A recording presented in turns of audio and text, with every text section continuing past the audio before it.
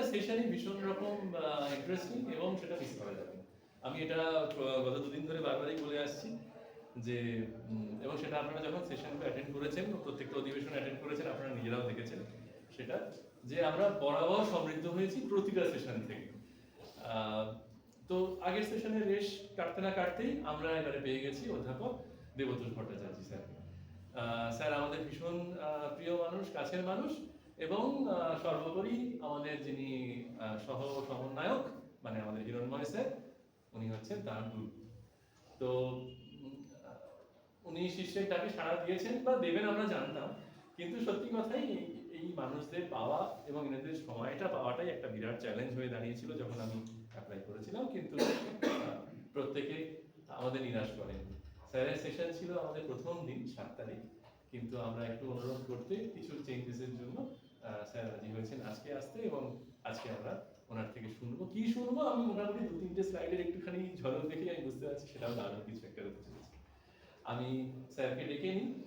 আবার বলছি যে ওই বাংলায় স্যারের প্রোফাইল পড়বো এইরকম ধৃষ্টতা কোনো মানে হয় না। আমাদের প্রত্যেকের পরিচিত এবং প্রত্যেকের শ্রদ্ধার এবং ভালোবাসার মানুষ দেবতোষ স্যার, যাদবপুর ইউনিভার্সিটির উনি অধ্যাপক। কিছু কথা গল্প এক্ষুনি হচ্ছিল, তবে আর কালক্ষেপ করবো না, স্যারের কথাই আমরা শুনতে এসেছি এবং তাই শুনবো। প্রথমে একটু বরণ করে নেওয়ার পালা। আমি আমাদের বিভাগীয় প্রধান সৌম্যদীপ স্যারকে অনুরোধ করবো উত্তরীয় এবং পুষ্পস্তবক দিয়ে স্যারকে একটু বরণ করে নেওয়ার জন্য।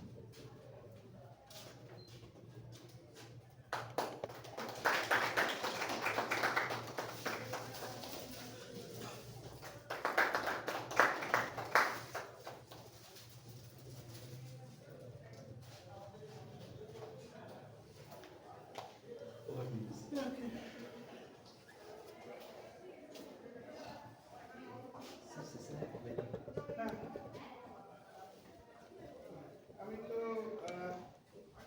এক্সট্রা টাইম যেটা বলে অতিরিক্ত সময়ে খেলতে নেমেছি, সময়টা পেরিয়ে গেছে। আর শুভ সকাল না হয়ে আর বিকেল হয়ে গেছে। অভিজিৎ খুব ভালো, তাই সবাইকেই ভালো বলে। আর আরেকটা হচ্ছে যে এটা খুবই আমারও গর্বের, মানে যেটা পরিচয় দিল আর কি হিরণময়ের সাথে আমার সম্পর্ক, মানে শিষ্যের পরিচয় গুরুর পরিচয় সেটা গুরুর গর্বেরই বিষয় আর কি সবসময়। তো আমার যেরকম অভিজিৎ বলছিল যে আমার তো প্রথম দিনই বলার ছিল, তো প্রথম দিন বলার যেরকম আমি বানিয়েছিলাম কিছু মেটেরিয়াল, এবার সেটা এখন শেষের দিনে এসে পড়েছে আর কি। তো তার জন্য যেগুলো প্রথম দিনে বলার ছিল সেগুলো হয়তো অনেকেই বলে ফেলেছেন, আমার হয়তো সেটা এখন আমার সেটা বারবার শুনতে হতে পারে। আমি একটু অন্যভাবে বলার চেষ্টা করেছি, যদিও একদম খুব একটা টেকনিক্যাল ডিটেল নয়, জানি না তার কতটা ভালো লাগবে। যেমন এটা হচ্ছে আমার আজকের মেনু, যেটা বলে এজেন্ডা। এবার তারপর হচ্ছে এটা আসবে পরপর। এই ক্যারেক্টার সবাই চেনেন নিশ্চয়ই,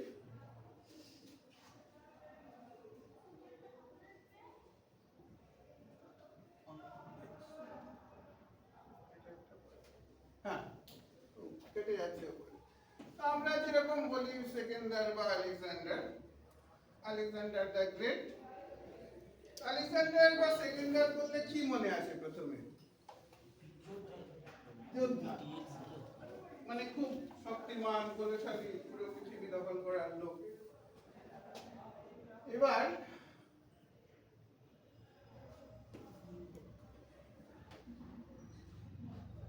বীরভদ্রা বসুন্ধরা, এটা ছিল প্রথমের আমাদের স্লোগান। সেটা সেই আলেকজান্ডারের সময় ছিল, চেঙ্গিস খানের সময় ছিল। কিন্তু এই এআই আসার আগে এটা খুব কমন কোশ্চেন থাকতো ছাত্রদেরকে, যে ক্যালকুলেটর আর কম্পিউটারের তফাৎটা।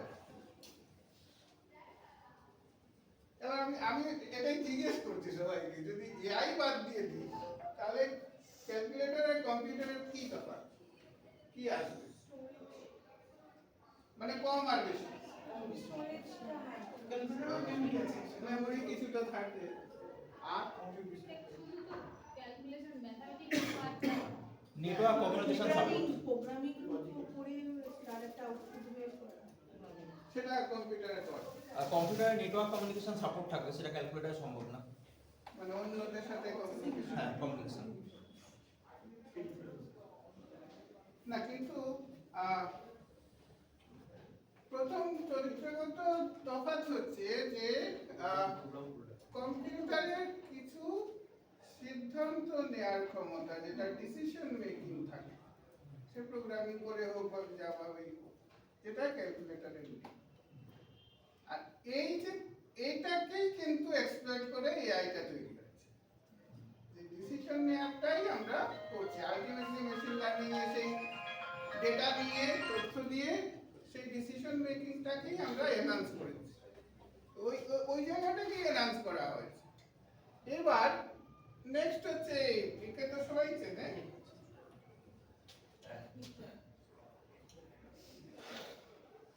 এবার প্রসঙ্গ হচ্ছে এই এই ছবি এখানে কেন?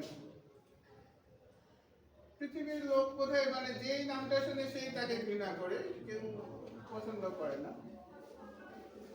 নেক্সট ছবি হচ্ছে এই মহিলার নাম কেউ জানে? হ্যাঁ, হ্যাঁ, নাম গুড। এই মহিলার কিছু অ্যাক্টিভিটির জন্য যেমন বলা হয়েছে দ্য অ্যাঙ্গেলা এনিগমা। এনিগমাটা কি? মেশিন। এই যে এটা কিন্তু আমাদের কম্পিউটিং ডিভাইসের শুরু এখান থেকে, ক্রিপ্টোগ্রাফিতে মেইনলি ইউজ করেছে। একজন মানুষ তাহলে কি করে এই মেশিনের সাথে কম্পারিজন হচ্ছে? আমি মানে টাইম ম্যাগাজিন দিয়েছে তার নাম এনিগমা। এটা কি করে এলো?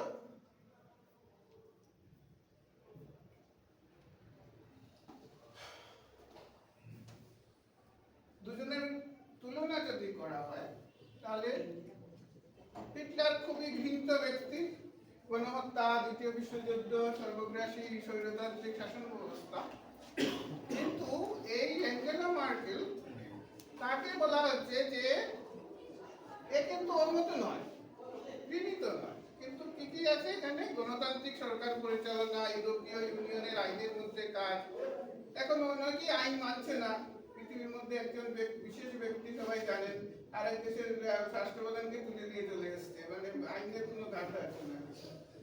তো এবার এই সহিংস বা দমন নীতি এগুলো উনি করেন। এবার ওনার টার্গেটটা কি তাহলে? কি করলো কি? আবার এখানে কেন ডিসকাস করছি যে গণহত্যা সেটা কি?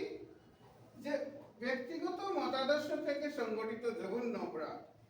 এবার এই জঘন্য অপরাধ হয়তো কেউ করেনি, কিন্তু আমরা দেখেছি যে নিজেদের কোনো একটা, ইভেন সবাই হয়তো দেখেছেন যে টিচিং কমিউনিটিতেও লোকজন এখনো আছে, যে তার কোনো একটা থিওরি বা সে কিছু একটা পড়াচ্ছে, সেখান থেকে শেষ হচ্ছে না, তার এই জায়গাটা থেকে অন্য কোনো বই দেখালেও বলছে বইটা ভুল। হয়তো এতটা জঘন্য নয়, কিন্তু এরকম অনেকের মধ্যেই সেই ডিক্টেটরশিপটা এখনো আছে। আর এই যে পরস্পর বিরোধী গোষ্ঠীবাদ, অরাজক পরিস্থিতি, এটা আমাদেরও আছে, অল্প বিস্তর নেই তা নয়। মানে আমি আমার ছাত্রকেই নিয়ে নিলাম, আরেকজনেরকে আমি নিলাম না, বা আমার গোষ্ঠীর মধ্যে কেউ এসছে তাকেই আমি নেবো, আরেকজনকে নেব। আর আরেকটা তো এটা রয়েছে, অল্প বিস্তর সব মানুষের মধ্যেই আছে। এবার চলে যাচ্ছে এর পরের জন, তার কোথায় কম্পারিজন? যে গণতান্ত্রিক সরকার পরিচালনা। তাহলে কোথায় গণতান্ত্রিক পদ্ধতি আসছে? এখন এই যে আমাদের আর্টিফিশিয়াল ইন্টেলিজেন্স বা কৃত্রিম মেধা বা মেশিন লার্নিং, এখানটায় ডেটা, অ্যালগরিদম, কম্পিউটেশন সব কিছুরই বিবর্তন ঘটছে। এবং সেই বিবর্তনের জায়গা কোথায়? যে আমাদের এই পুরোটাই কিন্তু ডেমোক্রেটিক, যে কোনো ডেটা আমি বাদ দিয়ে দিতে পারছি না। এটা হচ্ছে তারপরে যে আইনের মধ্যে কাজ কি আইন সব এতজন সবাই বলেছেন আইনটা কোথায় আটকাচ্ছে যে আমরা যে কোনো টেকনিক মেশিন লার্নিং যাই হোক এই ফিল্ডে যাব তখনই কিন্তু এই এই টার্মসগুলো চলে আসে এগুলো কি ওভারফিটিং করে আটকানো যায় জেনারেলাইজেশন করতে হবে রোবাস্টনেস হবে different metric error calculation accuracy এইগুলো হচ্ছে কিন্তু আমাদের এখন অলিখিত নিয়মে চলে এসেছে আমি এখন কোথাও একটা পেপার জমা করলেই সে আমাকে বলবে এই মেট্রিক তুমি দাওনি তার মানে তোমার এটা কোনো কাজে লাগবে এটা কিন্তু একটা নিয়মের মধ্যে আমরা এখন আবদ্ধ আছি কারণ আমরা যেমন প্রথম কোনো পেপার জমা করেছি যে হয়তো আমি 90s এর কথা বলছি 97 98 তখন একটা কোনো একটা রেকগনিশন সিস্টেম আমি তখন বলছি যে আমার এই সিস্টেমটা 99% রেকগনিশন দিচ্ছে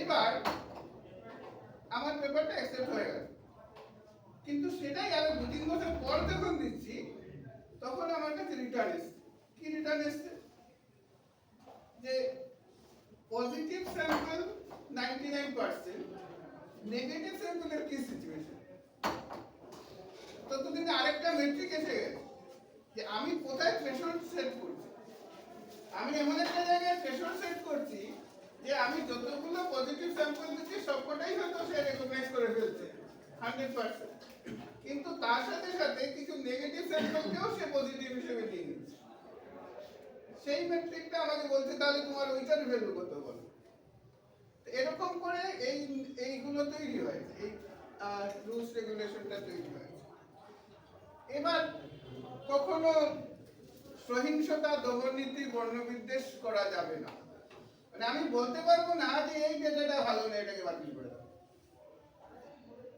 বরং আমি যদি কোনো ডেটা বাতিল করি তখনই প্রশ্ন উঠবে তাহলে তোমার সিস্টেম এই ডেটাটা ভালো করে রিকগনাইজ করতে পারছে না বা নিতে পারছে না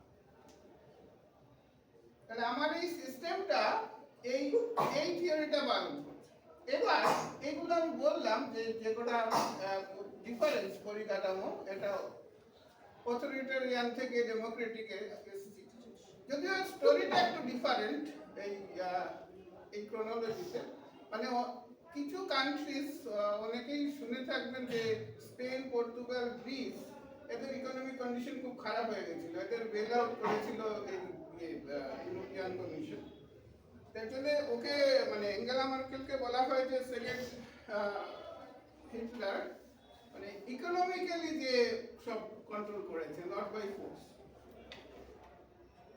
তাহলে কি হবে আমার যখন জেনারেশন চেঞ্জ হচ্ছে বা কোনো সিচুয়েশন চেঞ্জ হচ্ছে আমি গায়ের জোরে করতে পারবো তাহলে আমি কোথা থেকে কোথায় এসেছি প্রথমে ছিল বীরভদ্র বসুন্ধরা চেঙ্গিস খান আলেকজান্ডারের সময় আর তারপরে এসে কোথায় পৌঁছেছি এখন এঙ্গেলা মার্কেল থেকে শুরু করে এখন এই বুদ্ধির জ্যেষ্ঠ বলবজ্যেষ্ঠ নির্মুদেশকে কোথায় বলো যার বুদ্ধি সেই তারই বল যদি বুদ্ধি না থাকে তাহলে যতই বলশালী হোক তার কোনো কাজ হবে না তাই বুদ্ধি কার সাথে সম্পর্ক মেশিন একসময় প্রচুর পাওয়ারফুল মেশিন কিন্তু কিছু করতে পারছে না এবার তার মধ্যে আমরা কি ঢুকিয়েছি আমরা বুদ্ধি ঢুকিয়েছি কৃত্রিম মেধা সেই বুদ্ধির ফলে এখন সে অনেক কিছু করছে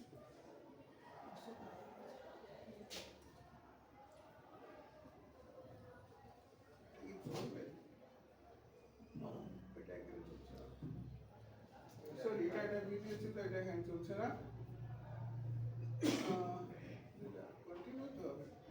হ্যাঁ এটা আবার এই ছবিটা আমাদের সবার চেনা ছবি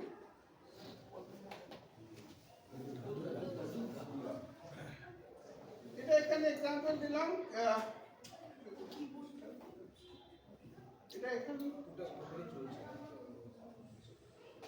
এই দুটো ছবি কি তফাৎ অনেক কালারাইজেশন এই কালারাইজেশনটা কিন্তু যে কোনো কম্পিটিশন দিয়ে হচ্ছিল না কম্পিটিশনের রেজাল্ট নয় এটা একটা এক্সাম্পল বাকি এইগুলো হচ্ছে ডিফারেন্ট মুভি যেখানটা আমাদের এই কৃত্রিম মেধার বা মেশিন লার্নিং এর ব্যবহার করা হয়েছে। ওটা ছিল প্রেরণা বা মোটিভেশন।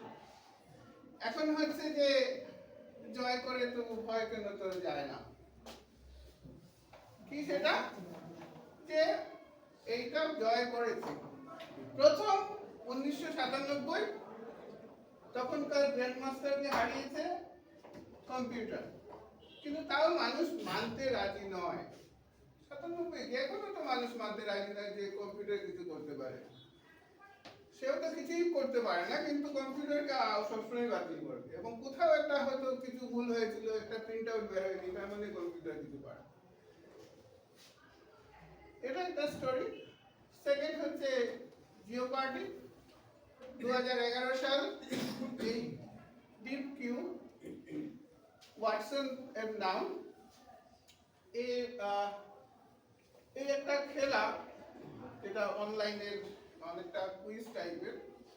সেখানে এই কৃত্রিম ওয়াটসন আইবিএম এর, সে জিতেছে বাকি দুজন উইনারের থেকে অনেক বেশি টাকা, 77,147 মার্কিন ডলার।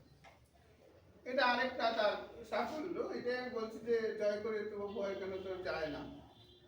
এটা খুবই একটা কমপ্লিকেটেড গেম, আমাদের দেশে এটা চলেই না, আমাদের দেশে কেউ খেলেই না। এটা মেনলি জাপান, চায়না, এই ওদের ওই অঞ্চলটায় খেলা হয়। আলফাগো, প্রচুর টাকার ডিফারেন্স। এখানটায়ও কম্পিউটার এই আমাদের এই সিস্টেম এটা জিতেছে। এগুলো হচ্ছে মঙ্গল গ্রহে মানুষ এখনো পৌঁছতে পারেনি, কিন্তু আমরা পৌঁছে গেছি কিসের থ্রু? এই রোবট এআই। আর আমাদের অপটিমিস্টিক এটা কি 2026-এ এরকম রোবট পাঠানো হবে। এটার তো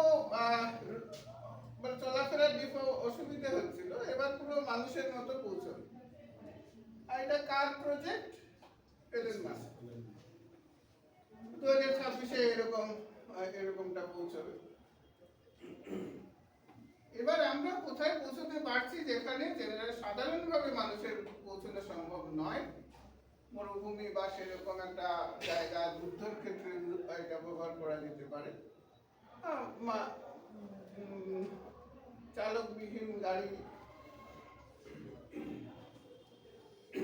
এই একটা দিই আমি, কারণ আমি এই টপিকে আমার কাজ করতাম বলে, যে এমনিতে কাউকে মুখটা চেনানো একজনের যদি আমি বলি, তাহলে তার বিভিন্ন রকমের চেহারা আসছে, বিভিন্ন রকমের পজিশন বা চেঞ্জ হচ্ছে।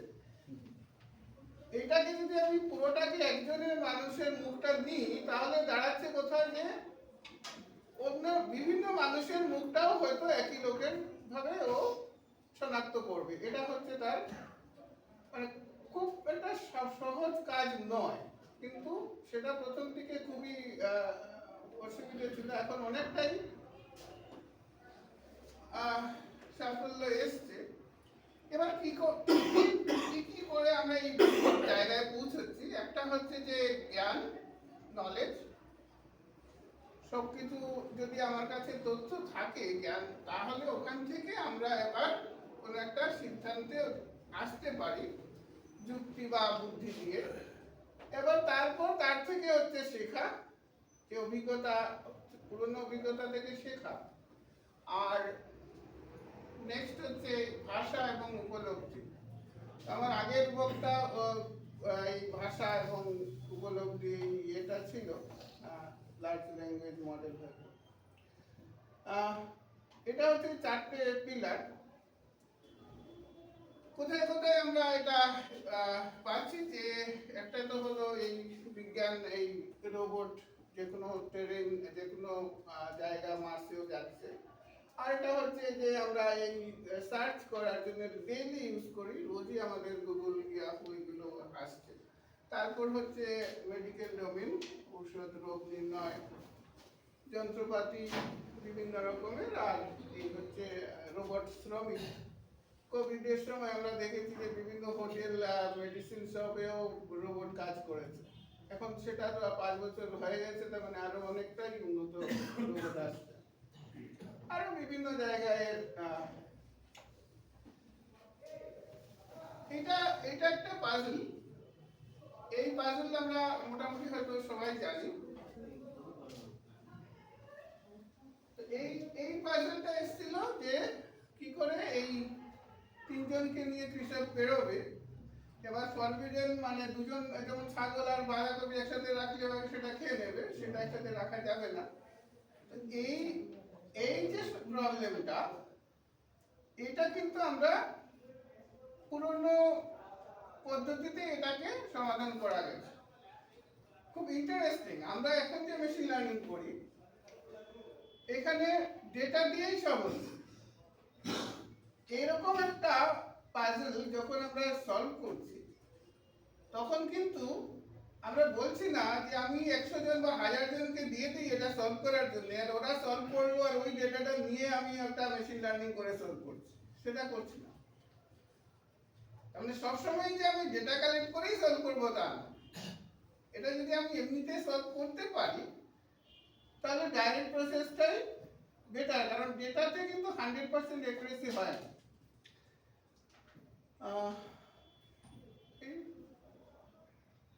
হ্যাঁ, এটার যে প্রসেসটা, এটা ইনিশিয়াল একটা স্টেট থেকে শুরু করে এই ট্রান্সফার, এটা আমি জাস্ট রেখেছি এখানটা যে এদিক থেকে ওই দিকটায় যে ফার্মার, কেবেজ, গোট অ্যান্ড ওল, এই final state defined, initial state defined. এবার কিছু রুলস তৈরি করতে হবে। সেই রুলস থ্রু করে আমরা কোন কোন রুলসগুলো পসিবল, সেই রুলসগুলো ধরে আমরা এটা গোল পৌঁছচ্ছি। এবার এখানে কিন্তু ডেটার কোনো খেলা নেই, এখানে শুধু definition of states and rules, set of rules. এটা হচ্ছে ক্লাসিক্যাল বা ধ্রুপদী এআই এর জায়গা। সিমিলারলি 8% প্রবলেম, ইনিশিয়ালি একটা স্টেট, এখান থেকে আমরা গোল স্টেটে পৌঁছাবো। এবার চাপা খুঁজে খুঁজে ফিরে পরশ পাথর, কোথায় খুঁজবো আমরা? যে কোনো এআই এই ধরনের প্রবলেম কোথায় যাব, গোল, লক্ষ্যটা কি, আর পুরো প্রবলেম ফর্মুলেশন, যেমন ইনিশিয়াল স্টেট, ফাইনাল স্টেট, কোন কোন রুলস অ্যাপ্লিকেবল বা রুলস এখানটায় আমরা বোঝাতে পারছি। আর তারপরে হচ্ছে এই সার্চ, শুরু থেকে শেষ অবধি কি করে পৌঁছবো, এটাই হচ্ছে এই খুঁজে খুঁজে ফেরা। এখানটায় পসিবল কি কি রুলস অ্যাপ্লাই করে ডিফারেন্ট স্টেটস আসছে, যেমন এই পজিশনটা কোন দিকে যাবে, উপর দিকে মানে এই স্টেট, ডান দিকে হলে এই স্টেট, বাঁ দিকটা হলে এটা, নিচে হলে এটা, বাঁ দিকটা। এইভাবে করে আমরা হয়তো কোথাও একটা লাস্টে পৌঁছতে পারবো। কিন্তু এরকম যে কোটা স্টেট আসছে, এইভাবে সার্চ করে করে পৌঁছানো যায়, either level wise, যেটা breadth first search, আর depth wise, depth first search। কিন্তু এখানেও কি হতে পারে,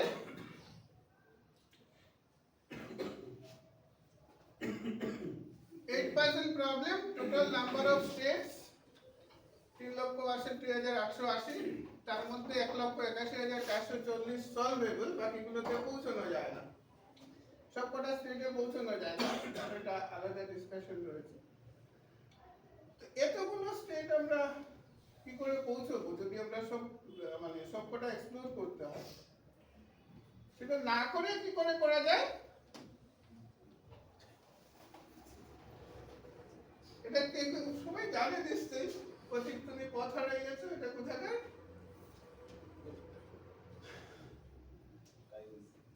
এইবার হচ্ছে যে আমি কিছু একটা হিউরিস্টিক তৈরি করছি। হিউরিস্টিকটাই বলে দিচ্ছে যে পথিক তুই পথ হারিয়ে গেছো, যদি এবার ডেপথ ফার্স্ট সার্চ হয় তাহলে এমন হতে পারে যে সে ইনফাইনাইট টাইম সার্চ করছে।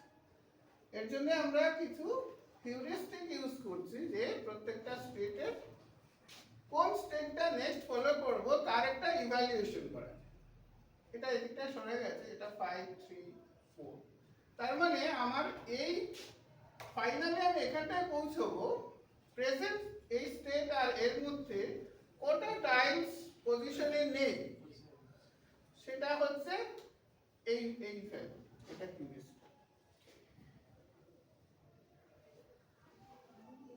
এবার যখন এই সার্চিংটা হচ্ছে, এবার গোল থেকে ডিসটেন্স এখানে একটা স্টেট হতে পারে, এখানে একটা স্টেট হতে পারে, তাহলে দুটো একই ভ্যালু হবে।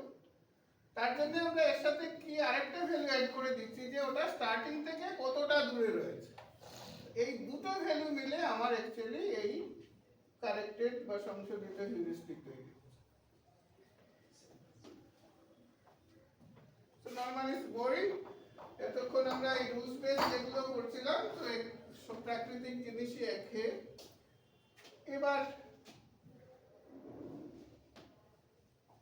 কম্পারিজন যে ধ্রুপদী এআই মানে ক্লাসিক্যাল এআই আর মডার্ন তার ব্যাপার, ওখানটায় দেখলাম যে আমরা যে এক্সাম্পলটা ওলফ গোট এন্ড কেভিন্স প্রবলেম, যে কোনো একটা রুল সেট করে ক্লিয়ার কোনো প্রোগ্রাম লিখে আমরা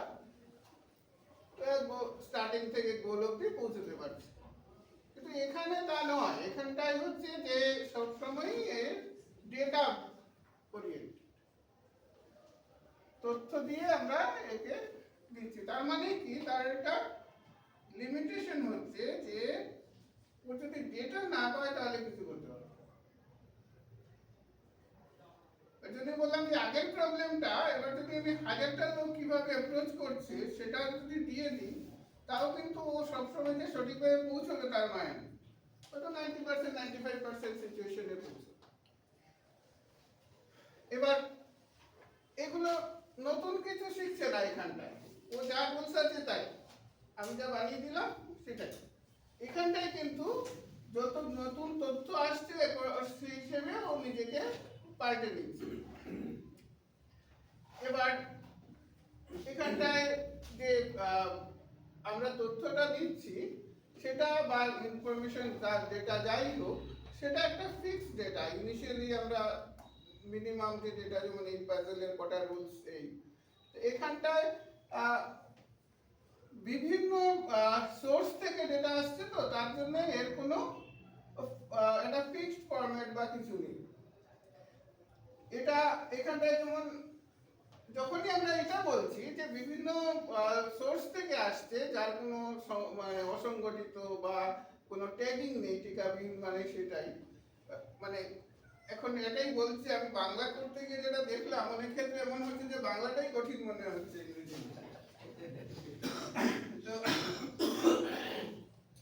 এই যেমন ট্যাগ নয় সেটা হচ্ছে টিকাবিহীন, বা পার্শিয়ালি নেম সেটা হচ্ছে আংশিকভাবে নামকরণ। এর জন্যই এটা হয়ে যাচ্ছে কমপ্লিকেটেড, জটিল। আর এখানটায় যেমন কিভাবে এই আমরা স্টার্টিং থেকে গোল অবধি পৌঁছাচ্ছি সেই রুল সেই নিয়মগুলি কিন্তু পুরো একদম পুরোভাবে আমরা লিখে রাখছি পুরো।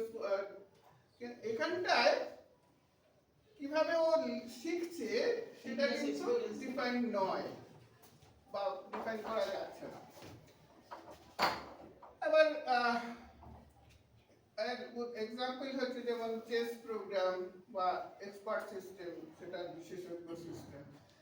কিন্তু এখানটায় আমরা ন্যাচারাল ল্যাঙ্গুয়েজ প্রসেসিং, প্রাকৃতিক ভাষা বোধগম্যতা, এবার ইমেজ প্রসেসিং, স্পিচ রিকগনিশন, এগুলো হচ্ছে। এবার প্রাকৃতিক থেকে কৃত্রিম, কৃত্রিম যখন এসছে আর্টিফিশিয়াল, এটা প্রথমে আমরা ন্যাচারাল বিহেভিয়ারকে নকল করেই কিন্তু এটা বানানো হয়েছে, সবকটাই তাই। যেমন আমাদের একটা বড় অংশ এখানটা মেশিন লার্নিং এর হচ্ছে নিউরাল নেটওয়ার্ক। নিউরাল নেটওয়ার্ক মানেই তৈরি হয়েছে যে মানুষের ব্রেন কিভাবে কাজ করে বা অন্য পশু যারা আছে অ্যানিমেলস, তো তাদের এই ব্রেনের কাজ করার যে পদ্ধতি ওটা থেকেই নকল করা হয়। কিন্তু নকলটা কিভাবে এসছে এটাই ইন্টারেস্টিং। যেমন এই এই পাখি পাখি উড়ছে দেখে প্রথম থেকেই মানুষের সিভিলাইজেশন শুরু থেকেই পাখি উড়ছে দেখে অনেকেরই ধারণা ছিল সেও উড়বে, অনেক চেষ্টা করেছে বিভিন্নভাবে। তো কিন্তু প্রথম দিকে মানুষ এইভাবে চেষ্টা করেছে যে পাখির পাখা যেরকম সেও একটা পাখা বানিয়ে উড়বে, কিন্তু সেটা হতে পারেনি, করতে পারেনি। তারপর আমরা এরকম একটা জায়গায় পৌঁছেছি, এরকম জায়গায় পৌঁছেছি, এটা কিন্তু পাখির পাখার মতো এরকম করে না, কিন্তু আমরা এই এই যে উড়ছি ব্যাপারটা হয়তো আমি নকল করছি, কিন্তু পদ্ধতিটা হয়তো একই নয়, সেটা নকল করা যাচ্ছে না। যেরকম মানুষের যে আমাদের যে ব্রেনের নকল তৈরি হয়েছে আর্টিফিশিয়াল নিউরাল নেটওয়ার্ক, এখনো এক্স্যাক্টলি বলা যাচ্ছে না যে আমরা আমাদের ব্রেনের কাজের যে পদ্ধতি সেটাকেই আমরা অনুকরণ করতে পারছি। এবার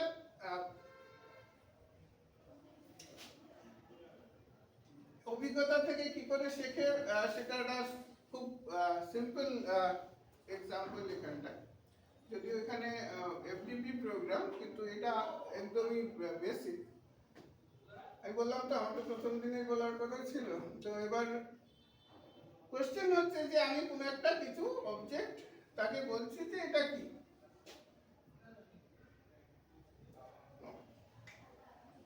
এটাও কেটে এবার মানুষ সে দেখে বলে দেবে যে এটা এটা গাড়ি। সে কিভাবে বলছে?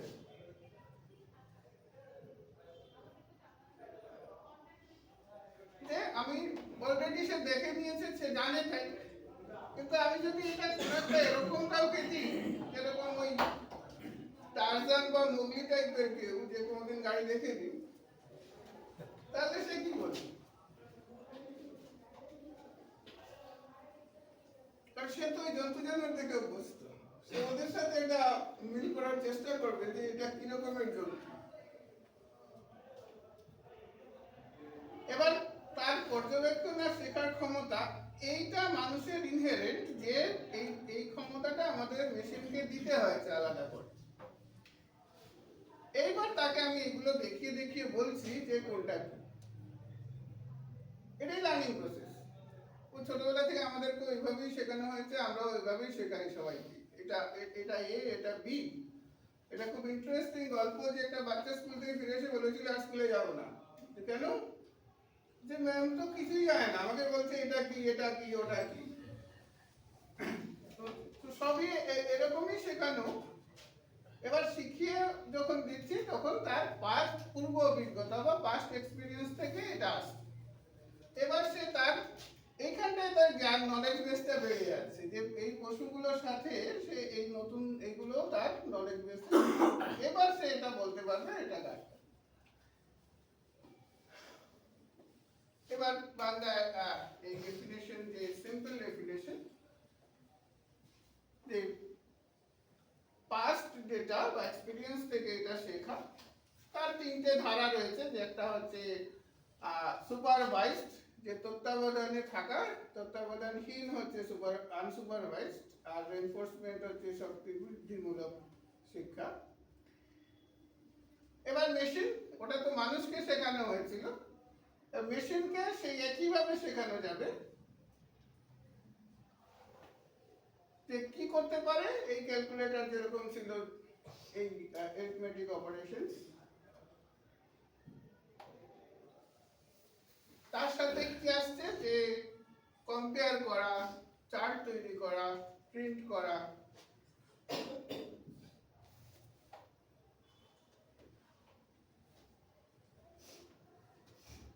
এই অবজেক্ট রিকগনিশন, এটাকে শনাক্ত করো। তারপর হচ্ছে যে এর 2027-এ এর দাম কি হবে কোনো কমোডিটি, তার পূর্বাভাস। তারপর যেমন ন্যাচারাল ল্যাঙ্গুয়েজ, আমি এরকম একটা সেন্টেন্স লিখে দিচ্ছি, এবার সেটাকে ও কারেক্ট করে দিচ্ছে। এবার এর কিছু সমস্যাও আছে, যেমন আমাদের আমাদের দেশে বা এশিয়ান কান্ট্রিজ ইংলিশের একটা বিরাট প্রবলেম। যদিও আমরা ক্লেম করি আমরা চায়না থেকে অনেক বেশি জানি, হয়তো ফ্যাক্ট, কিন্তু কোথাও পেপার পাঠালে কিন্তু একটা কমেন্ট কমন আসে যে ইংলিশটা ভালো লেখা হয়। এর জন্য তার উপায় কি, অনেকে আমরা এখন ইংলিশ কারেকশন টুল ইউজ করি, ভালো যেটা মানে ওয়েল নোন গ্রামারলি। আগে এই প্রবলেমটা ছিল না, গ্রামারলি ইউজ করে অনেক জায়গায় পেপার জমা দিলেও কিছু বলতো না। কিন্তু এখন যবে থেকে এই এআই সিস্টেম চ্যাটজিপিটি টাইপের এসছে, এতে কি হচ্ছে যে গ্রামারলি দিয়ে যখন আমি এটা কারেক্ট করছি আমার পুরো লেখাটা, ও কিন্তু ওটাকেও এআই দিয়ে লেখা বলে ধরে নিচ্ছে, কারণ ওটা এআই দিয়ে আপডেটেড। তো মানে কোথাও সুবিধা হলে তার সাথে অন্য আরেকটা জায়গায় অসুবিধাও তৈরি হয়। এর জন্য ওই কারেকশন গুলো আমরা এখন আর করতে পারছি না। এবার এই মানুষের লার্নিং যে ছিল সেই same process applicable to machine. এই হচ্ছে data set, total machine learning process data set. এবার এখান থেকে প্রোগ্রাম, আর তারপর এবার ম্যাচিং করে সে বলবে যে এটা করবে। এটা হচ্ছে এক্সাক্ট এইটার প্রসেস। যখন কোন একটা সাথে ম্যাচিং করে সে এর আইডেন্টিফাই করতে পারছে, তখন সে বলছে যে এটা কার বা এটা বাইক। এই তিনটে ডিফারেন্ট প্রসেস যেটা সুপারভাইজড।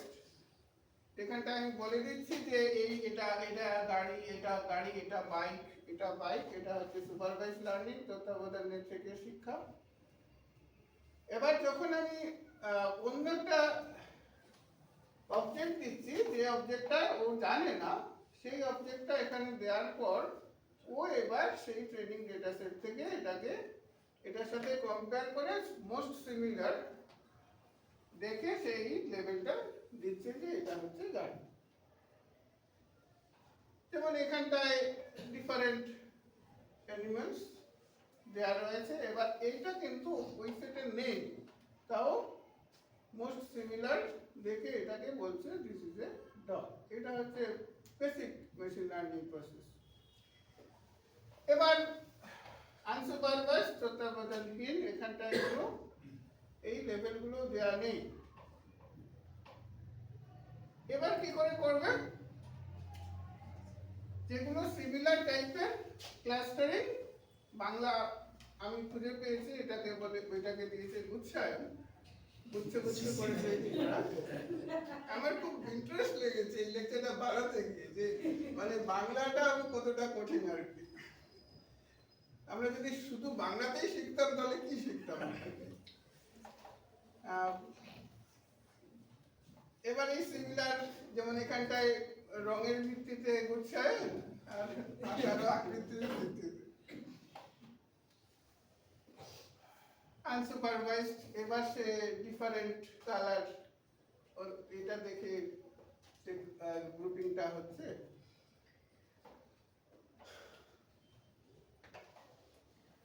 এটার ইউজফুলনেস কোথায়, যে আমরা সবসময় একটা সাজেশন পেয়ে থাকি যে কোনো একটা কমোডিটি যখন আমি কিনছি বা অর্ডার করছি, তাহলে বাকি অন্যান্য আরো কাস্টমার এর সাথে আর কি নিয়েছে, এই সাজেশনগুলো চলে আসে।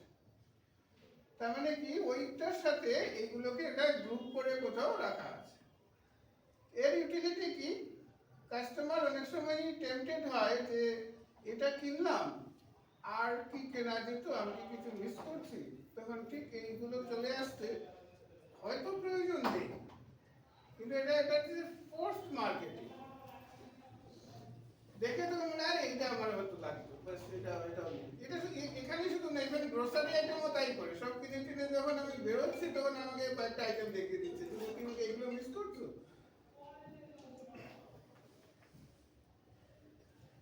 আর নেক্সট হচ্ছে রেইনফোর্সমেন্ট লার্নিং, থার্ড, যেখানটায় ডেটা আগে থেকে ট্রেনিং বা এটা থাকছে না, এখানটায় যে পরিবেশ যেরকম আসছে সেই হিসেবে ও সেটা সেটা শিখবে।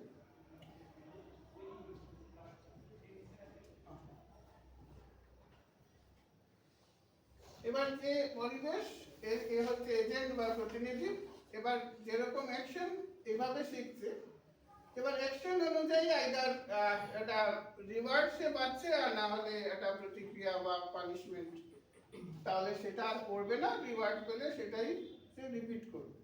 যেমন এখানটায় এজেন্ট তার কাজ সে কোনটা সিলেক্ট করবে, এটা বেবি ইনফেন্ট, এটা দুধের বোতল আর এমনি কাঁচের গ্লাস। এবার এনভায়রনমেন্টটা কি, আইদার রিওয়ার্ড অর পানিশমেন্ট। এবার যদি এটা নিয়ে যায় তাহলে পুরস্কার, আর না হলে এই রিওয়ার্ড যখন বারবার পাচ্ছে তার মানে এই সিলেকশনটাই সে করবে। এখানে কিন্তু পাস্ট ডেটাটা নেই, যেটা আগে ছিল সুপারভাইজ লার্নিং।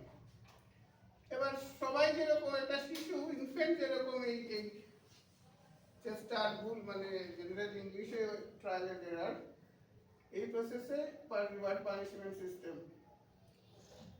নেক্সট হচ্ছে এই কৃত্রিম বুদ্ধিমত্তা কি করে, এটা হচ্ছে আর্টিফিশিয়াল নিউরাল নেটওয়ার্ক, এটা কৃত্রিম স্নায়ুকোষীয় জাল।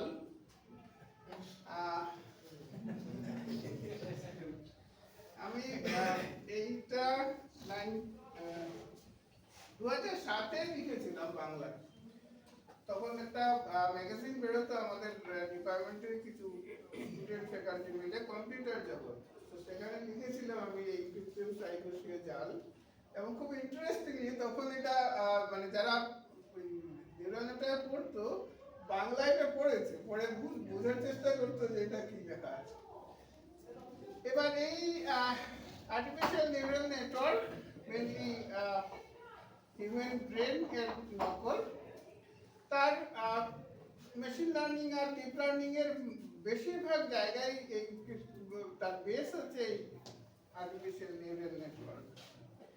এর কি কি ডিফারেন্ট, যেমন এটা আমাদের নিউরাল হিউম্যান মানুষের ব্রেনের, কিন্তু আমরা যে মডেলটা বানিয়েছি এটা হচ্ছে ম্যাথমেটিক্যাল মডেল। তো এর বিহেভিয়ারটাকে আমরা এখানটায় নকল করেছি, এটাকে এক্স্যাক্টলি নকল করা যাচ্ছে না।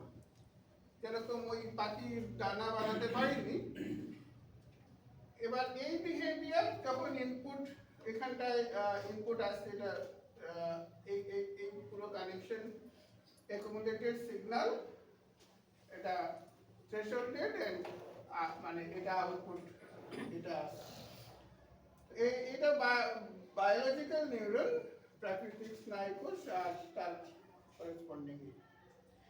এবার ইনপুট যখন আমরা নিউরন দিচ্ছি, তারপর তার সঙ্গে করেসপন্ডিং এই সাইনাপস বায়োলজিক্যাল নিউরনের কনসেপ্ট, সেটাকে এখানটায় ওয়েট হিসাবে দিচ্ছি যে কোন সিগন্যালের ওয়েট কত হবে, আর তারপর তার একটা কনভার্সন ফাংশন যা দিয়ে আমরা নিউরনের আউটপুট আসছে।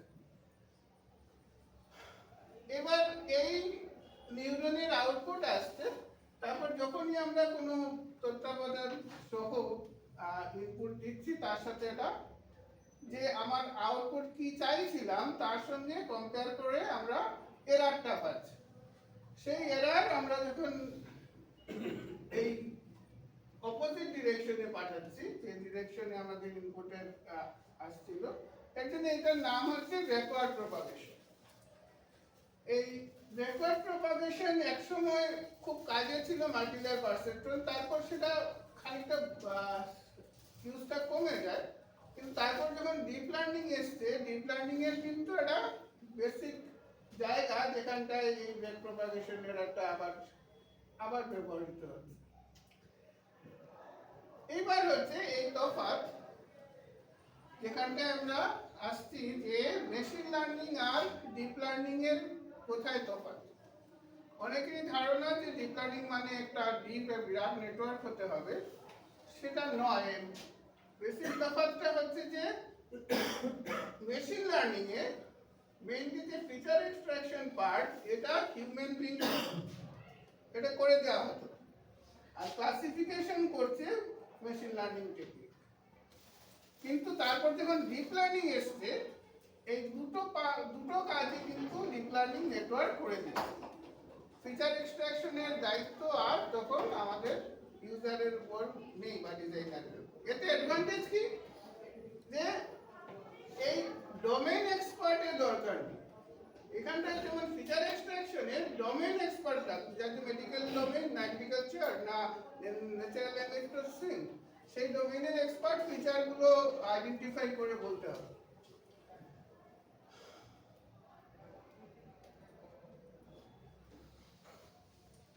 এরপরে এখন বললেও ভুল হবে, কয়েক বছর ধরে যেটা চলছে বেস্ট এখন হচ্ছে যে সেলফ সুপারভাইজ লার্নিং, স্বপর্যবেক্ষিত শেখা। এবার লেভেলবিহীন ডেটা, এখানে কি হচ্ছে, আমরা এর আগে কি ডিসকাস করলাম, যে স্টেপগুলো বোঝাতে আমি বলছি যে প্রথমে ফিচার এক্সট্রাকশন আমাদের করে নিতে হতো, ক্লাসিফিকেশনটা করে নিত মেশিন। এরপর কি হলো, ফিচার এক্সট্রাকশন ক্লাসিফিকেশন দুটোই মেশিন করছে, কিন্তু একটা কাজ বাকি, যে ডেটা যে আমি কালেক্ট করলাম সেই ডেটা কোনটা কি, তার যে ট্যাগিং বা লেভেল দেয়া, এই কাজটা কিন্তু আমাদেরকেই করে দিতে হবে। এবার ওই কাজটাও অটোমেটিক করার চেষ্টা চলছে, মানে আমাদেরও কিছু করতে দেবে না আর কি। তো এবার এই লেভেলবিহীন ডেটা, লেভেল ছাড়া সমস্ত ডেটা আমরা দিচ্ছি। এবার সে একটা প্রিটেক্সট টাস্ক তৈরি করছে, খানিকটা পোরশন অফ ডেটা, সেটা সে বোঝার চেষ্টা করছে যে ফিচার্স। এবার এইটা যদি ঠিক হয় তাহলে তার বেসিসে ও কিন্তু বাকি ডেটাগুলোকেও সে বুঝে নিচ্ছে। তার জন্য আমার এই অ্যানোটেশনটা দরকার নেই। তো এটার জন্য আমি 6টা লাইন লিখেছি। 6টা লাইন কি, প্রথমে হচ্ছে যে তথ্য সামলে যদি করতে পারো নানান কারিগরি, মেশিনই সামলে নেবে শ্রেণীবিন্যাসের জারিতরি। তো তথ্য সামলে মানে ডেটা যদি বুঝতে পারো আর ফিচারগুলো ডিজাইন করতে পারো নিজে নিজে, তাহলে মেশিন কিন্তু ক্লাসিফিকেশনের কাজটা করে দেবে। তারপরের ধাপটা কি, যে কারিগরি তো রহস্যময়, যদি না পারো সামলাতে, ডোমেইন নলেজ দরকার হবে তার জন্য। তো সেই কারিগরি রহস্যময় যদি না পারো সামলাতে, ডিপ লার্নিং কে দায়িত্ব দাও, সে পারবে করে দিতে। ফিচার এক্সট্রাকশন এবং ক্লাসিফিকেশন দুটোই ডিপ লার্নিং করে দেয়। আর তারপরে হচ্ছে যে তথ্য গোছানোর কাজও যদি ভালো না লাগে করতে, ট্যাগিং অ্যানোটেশন খুব কঠিন কাজ, মানে কয়েক হাজার ডেটা আবার কোনটা কি বলা, ইমেজ হলে সেগুলোকে সেগমেন্টেশন আইডেন্টিফাই করা, এগুলো ডিফিকাল্ট টাস্ক। তথ্য গোছানোর কাজও যদি ভালো না লাগে করতে, অনেক রকম প্রতিমান আছে বেছে নাও আপন মধ্যে। প্রতিমান মানে হচ্ছে মডেল।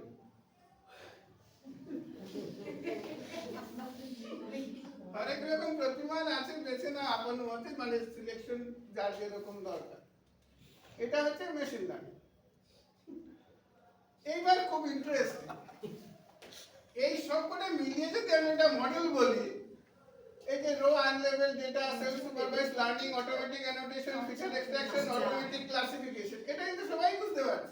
এবার বাংলাতে যাই, এবার কাঁচা লেভেলবিহীন ডেটা, মানে এটা একটা অদ্ভুত বড় টার্ম হয়ে যাচ্ছে।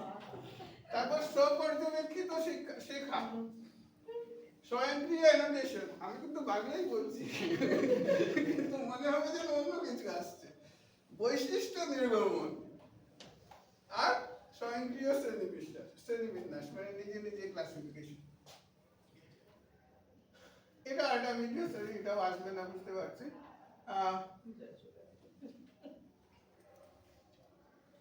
অনেকটা টাইম হয়ে গেছে। এটা অবশ্য এটা মেইনলি বলার ছিল ওই জেনারেটিভ এটা জ্ঞান, কিন্তু ওটা কেটে গেছে উপরে। এটা হচ্ছে জালিয়াত আর পুলিশের খেলা।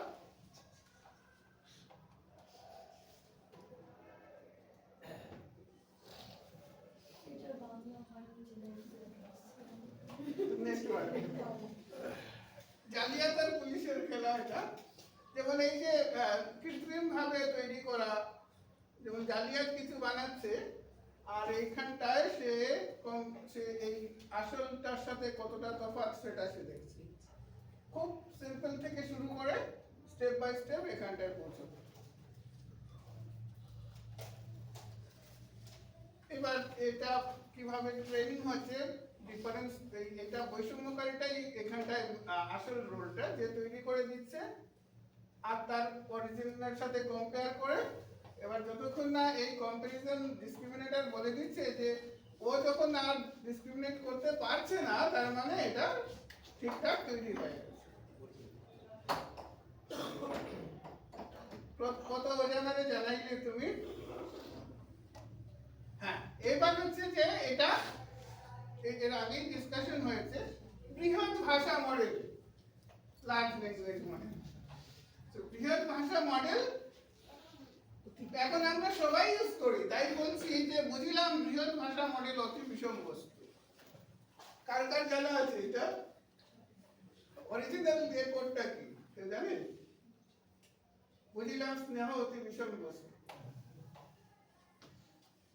শকুন্তলার প্রতি লিখে যাত্রা। তো এই বৃহৎ ভাষা মডেল ও চ্যাটজিপিটি। এবার সে কি করছে যে প্রচুর ডকুমেন্ট, লক্ষ লক্ষ শব্দ, সেগুলো পড়ে সে নিজে তৈরি করছে, এবং যা আমরা প্রশ্ন দিচ্ছি সেই হিসেবে সে সেখান থেকে ডেটা তুলে নিয়ে এসে আমাদেরকে উত্তর তৈরি করে দিচ্ছে। এটা এর আগেও হয়তো বলা হয়েছে, এটা এর ডিফারেন্ট মডেল। আমি জাস্ট একটুখানি এটা দেখিয়ে যাচ্ছি যে আমি এটা চেষ্টা করছিলাম যে এলএলএম বা লার্জ ল্যাঙ্গুয়েজ মডেল এখন অনেকে ইউজ করে, যে এটা কিভাবে কাজ করে আর কি। যে 10 lines poem on AI for school students in Bengal, ও লিখে দিয়েছে এইভাবে, কম্পিউটারে মাথা কিন্তু মন নয়, তবুও কাজ করে, ক্লান্তি নেই কয়, মানুষ যা ভাবে ও তাই শেখে, দ্রুত উত্তর দেয় এক মুহূর্তে দেখে, এভাবে লিখে দিয়েছে। কিন্তু এটা পড়ে আমরা কিন্তু বুঝতে পারছি যে এটা কোনো মানুষের লেখা নয়। তো মানুষ লিখলে এইভাবে লিখবে। এবার 10টা লাইন এভাবে লিখে দিয়েছে। এবার এর ছন্দ বা এটা মানে ঠিক হয়নি, তার জন্য আবার বলাতে সে এইভাবে লিখেছে। ওই প্রশ্ন লিখেছে কি আমি কি আরেকটা কিছু চেঞ্জ করে দেব, তার জন্য আমি লিখেছি ইয়েস প্লিজ, তার রিপ্লাই দিয়েছে এআই আমার দারুণ বন্ধু, সব প্রশ্নের দেশে বন্ধু। মানে সে রাইমিং বেরাতে দিয়ে এমন একটা মানে এটা কোনো মানেই নেই, কারণ আগেরটা রাইমিং ছিল না, এবার সে জোর করে রাইমিং মিলিয়েছে। পিছু পড়ালেখা যায় সে পিছু। হ্যাঁ, মানে পিছুটা তো বসে বন্ধু। এবার সে আমাকে বলেছে যে ছবি সহ কিছু একটা লিফলেট টাইপ বানিয়ে দেওয়ার জন্য। এবার কিন্তু আরো জঘন্য অবস্থা, পড়াই যাচ্ছে না, এটা পড়াই যাচ্ছে না, কি লেখার চেষ্টা করছে। সব প্রশ্নের তুমি খাবো, ওটা হবে না, ওটা হবে না। এবার ওটা ছিল বাচ্চাদের জন্য। এবার আমি বললাম যে সিচুয়েশন চেঞ্জ করে এজের সাথে কি কোনো রিলেশন আছে? এবার সে আমি লিখলাম এডাল্ট, এবার কিন্তু সে অন্য কিছু ভেবেছে, যাই হোক কি ভেবেছে জানি না। এবার সে একটা নিষিদ্ধ রাত্রে চলে গেছে, স্বপ্নের আলো, ভালোবাসার পালো, এরকম ভাবে সে লিখছে। মানে এটা বাংলা লিখেছে ঠিক। এবার অনেক সময় আমাদের হয় না যে আমরা যখন বাংলা পড়তাম প্রশ্ন আসতো যে মানে কবি কি ভেবেছে, কবি কিছুই হয়তো ভাবেননি, কিন্তু আমাদেরকে লিখতে হতো কবি এই ভেবেছে। এখানে এখন আমাদেরকেও বলতে হবে যে চ্যাটজিপিটি কি ভেবেছে, সেভাবেই আমাদের এটা সারমর্মটা লিখতে হবে। সারমর্ম লিখে দিতে বললে লিখে দিতে পারে। হ্যাঁ, তাও লিখে দেবে। এই যেমন এখানটায় ছিল যে এটাকে ন্যারেশন হিসাবে অ্যাডাপ্ট করা যায়, আবার এটাকে ইংলিশে ট্রান্সলেট করে দিয়েছে। কিন্তু ইংলিশে করাতেও ইংলিশটা একটু বেটার, কারণ ওর কাছে তো ইংলিশ নলেজ বেসটা অনেক বেশি বড়। তো সেটাও যা করেছে সেটাও কিন্তু খুব একটা মানে কি বলবো শ্রুতিমধুর হয়। এবার সাধারণ মানুষের AI, এবার সাধারণ মানুষ যেই বলেছে ওকে সে চাষাতে বলছে। লাস্টের লাইনটা পড়ো মানুষের এবার মানে সাধারণ মানুষ হলেই চাষা হতে হবে কেন?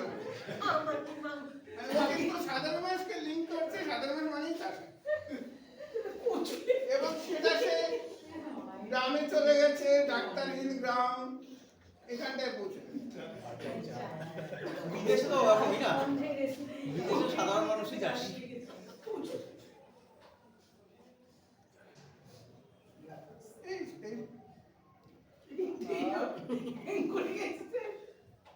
এবার এটাকে সে কিন্তু পুরো স্টোরি হিসেবেও লিখেছে, যে দৃশ্য এক, দৃশ্য দুই,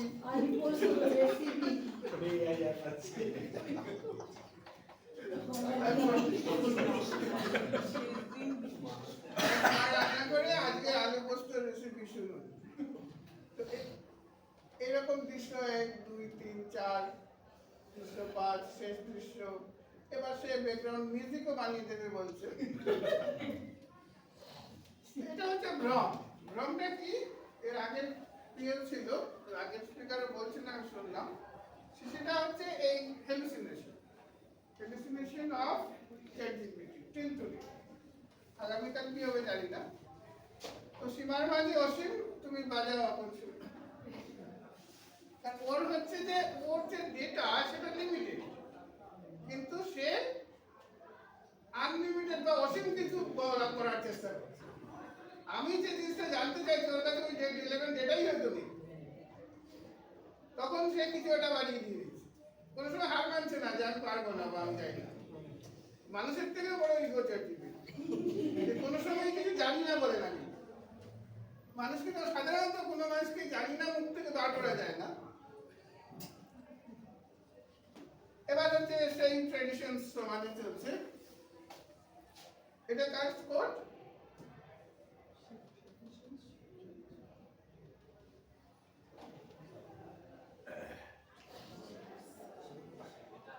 এখানে কি? এখানে আছে কম্পিউটেশন। এই ইয়ার ওয়াইজ 11-2000, 11-2030 আমরা যে কোনো এই এই ধরনের ডেটা মুসলো, কোয়ান্সলো এইগুলো নিচ্ছি, অলমোস্ট সবকটা লাইনই কিন্তু এরকম ভাবে এটা একটা স্ট্রেট লাইন। আর যখনই আমরা কোনো একটা হাই কম্পিউটিং মেশিন তৈরি করতে পেরেছি, তখনই তার একটা রিকোয়ার্ড অ্যালগরিদম এসে যাচ্ছে যে ওর পজিশন কিন্তু সেই একই থেকে যাচ্ছে কম্পিউটিং পাওয়ার। আমরা খুব একটা কিছু গেইন করতে পারছি তা।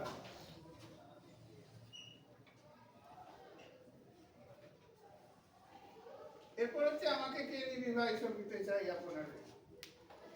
এটা একটা খুব ইন্টারেস্টিং জিনিস। সেটা হচ্ছে চাকরি চাই। মানে আমরা রাস্তায়, বাজারে, কোম্পানির গলিতে গলিতে যেখানেই যাচ্ছি গিয়ে শুধু বলছি চাকর চাই, চাকর। সবার কাজই আজকে ব্যাঙ্গালোর হোক, হায়দ্রাবাদ হোক, সিলিকন ভ্যালি হোক, সব জায়গায় গিয়ে কিন্তু একটা স্লোগানই দিচ্ছি, বাড়ির সামনে যে সকালে মাছ চাই মাছ বলে যায়, আমরাও সেরকম চাকর চাই চাকর বলে ঘুরে বেড়াচ্ছি। সবাই চাইছি ওই আমার কে নিবি ভাই সপিতে চাই আপনার, যা চাইবে তাতেই রাজি আছে। এখানে কেউ চাকরি করছে, তার উদ্দেশ্য হচ্ছে সে আরেক জায়গায় যাবে, ব্যাঙ্গালোর যাবে, সেখান থেকে সে আমেরিকা যাবে, সেখানে আরো কোথায় যাবে যাই না, কিন্তু আলটিমেট টার্গেটটা কিন্তু চাকরি করে, চাকরির বাইরে বেরোতে পারছে না।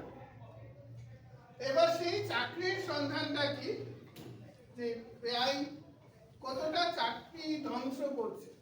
এখন একটা রং উঠেছে যে এআই সব খেয়ে নিচ্ছে, কিন্তু চাকরি কোনগুলো খেয়ে নিচ্ছে? যে চাকরিগুলো নিয়মিত এবং পুনরাবৃত্ত কাজ স্বয়ংক্রিয়ভাবে করা যায়, রিপিটেটিভ জব যেটা মেশিন করতে পারে, সেই চাকরিগুলোতে যারা ইনভলভ তাদের চাকরি অবশ্যই যাবে। কিন্তু যেগুলো রিপিটেটিভ নয়, ইনোভেশন দরকার, স্কিল কিছু লাগবে, এই চাকরিগুলো কিন্তু পুরোটাই থাকবে। এখানে কি হচ্ছে যে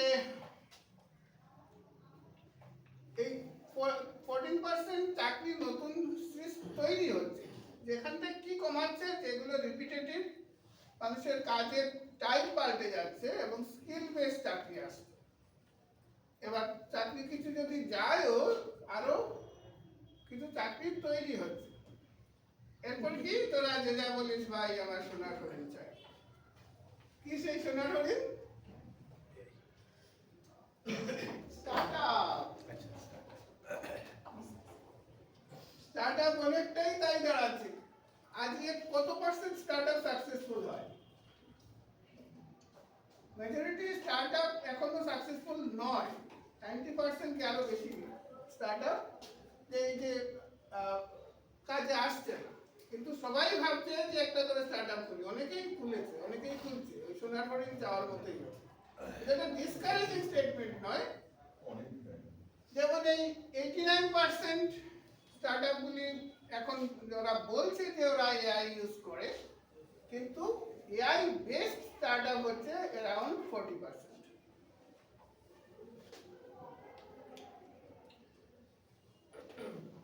এবার স্টার্টআপ হচ্ছে যে সবাই মানে না জানলেও স্টার্টআপের আসল কনসেপ্টটাই হচ্ছে যে যে কিছু অলরেডি রয়েছে সেটা দিয়ে হবে না, নতুন কিছু একটা না বললে সেটাকে স্টার্টআপ হিসেবে স্বীকৃতি দেয় না।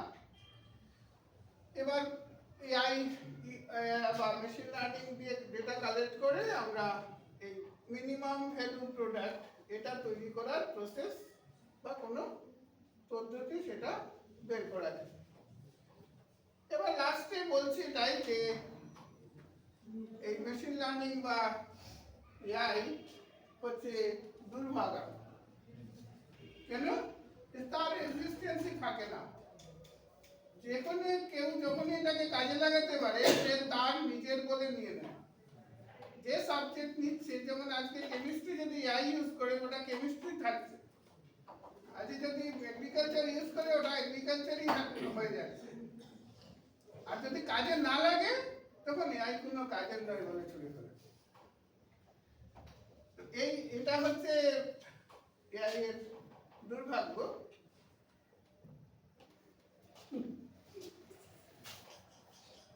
আলচেরঙ্গা বন্ধু বরং বন্ধু ছাড়া যাবে।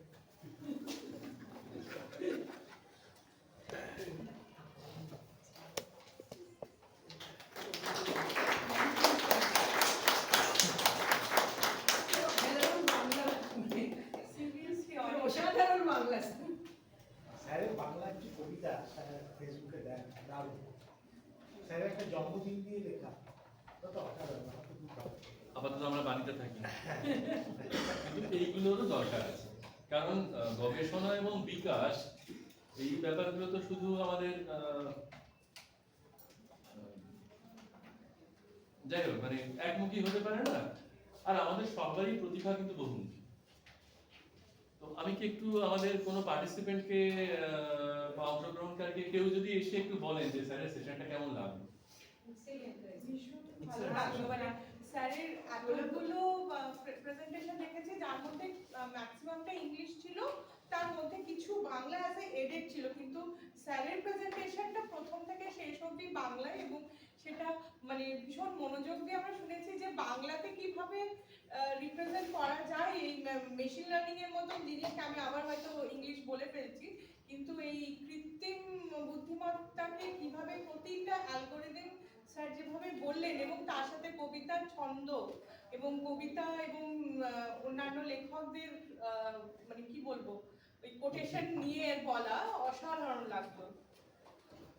বাংলা ভাষা যে কতটা কঠিন, কঠিন শুধু নয় এবং ভান্ডারটা এবং মিষ্টি। হ্যাঁ, আমরা বরাবরই আমরা খুব রিচ কালচার, খুব সমৃদ্ধ সংস্কৃতির সাহিত্যের ধারক বাহক হয়েও আমরা সেটা ভুলে যাই। স্যারের বাংলা ক্লাস্টারিং এ বাংলা করেছেন গুচ্ছায়ন, মানে তো সেটা থেকে বোঝা যায় যে বাংলা ভাষাটা কতটা সমৃদ্ধ। মানে এই তাহলে- ভাষাও যে মানে সত্যি বানিয়ে এত এত শব্দ শব্দ এটা ইংলিশ আমরা বাংলাতেও আর কি প্রেজেন্ট করা যায়। তুমি কি করছো বলো, ওইটা কি নাম? গুচ্ছায়ন ক্লাস্টারিং, তো ক্লাস্টারিং। এইটাই হচ্ছে কথা। আমরা প্রথম যখন এটা পেলাম, বারবার করে সে একই কথা চলে আসে, তখন না আমার মনে হয়েছিল যে, এবং সবাই যখন একটু যেই আমরা যোগাযোগ করছি আমাদের মাস্টারমশাইদের সাথে বা বক্তাদের সাথে, সবাই বলছেন যে আচ্ছা ইংরেজিটা কতটা কি রাখবো। আমি যেমন বললাম যে সবার আগে পাঠিয়ে দিয়েছেন পরমার্থ স্যার, পরমার্থটা পাঠিয়ে দিয়ে বললেন যে আচ্ছা দেখো ঠিক আছে কিনা, এরকম বলে দিলেন। আরেকজন এর কথা না বললে হবে না, চলবে না, তিনি হচ্ছে দেবতোষ স্যার।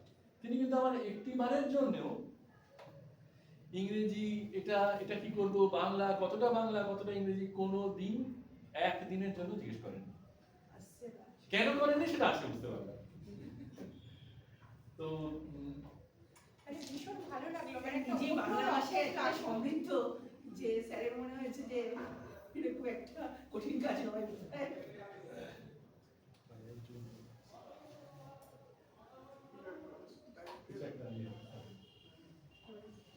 ঠিক আছে, শেষ করে দাও। আমি এই উচ্ছ্বাস এবং এই উদ্দীপনা এবং এই ভালোবাসা শ্রদ্ধাটা যদি আমি আপনাদের থেকেই দুজনকে একটু ম্যাডামদের আমি দেখে নিই যে স্যারকে আমরা যে স্মারক এবং সামান্য একটু উপহারটুকু তুলে দেবো আপনাদের হাত দিয়ে, আপনারা যদি দেন। আপনি বোধহয় নিবেদিতা ম্যাডাম, আর আপনি তনুশ্রী ম্যাডাম।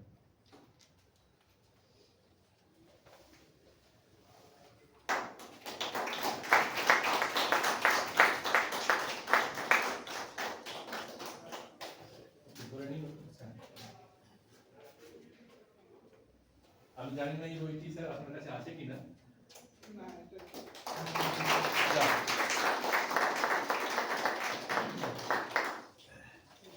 তেমন হয় না যে সাজেশন পুরো মিলে গেছে, তাতে আনন্দ, আর এই মেলে নিয়ে এটা একটা অন্যরকম আনন্দ যে যাক ওনার কাছে এটা নেই। তো এটার জন্য স্যার আপনারই শিষ্য এবং আমরা দুজন মিলে কলেজ থেকে ঘুরে ঘুরে এইটাই প্রথম বেরিয়েছি, তাহলে বোধহয় এটা কারোর কাছে থাকবে না।